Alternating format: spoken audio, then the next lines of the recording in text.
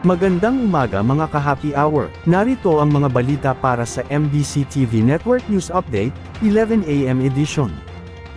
Sa Metro Manila ngayon, simula ngayong weekend, magkakaroon ng road reblocking and repairs ng DPWH sa 16 na kalye sa 6 na lugar sa Metro Manila. Pasadong alas 11 ng gabi kahapon, inaabiso ng Metropolitan Manila Development Authority o MMDA, na matatagal hanggang sa araw ng Lunes, May 20, sa ganap na alas 5 ng umaga.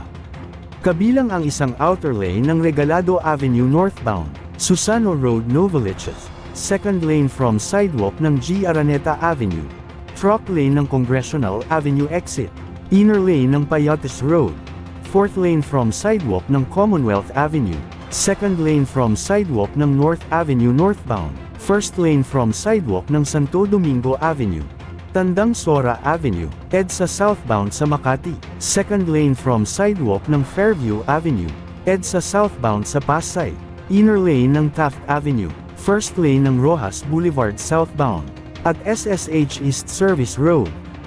Sa bahagi naman ng Malabon, magkakaroon ng power interruption simula ngayong Sabado ng umaga.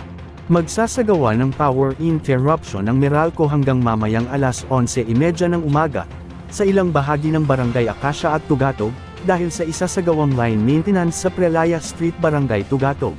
Inaabisuhan ng mga maaapektuhan ng nasabing power interruption, na maghanda at charge ang mga cellphone at iba pang mga mahahalagang gamit. At yan ang mga balita para sa MBC TV Network News Update, 11 AM edition. Abangan ang mga susunod na balitaan mamaya, para sa 2 PM edition.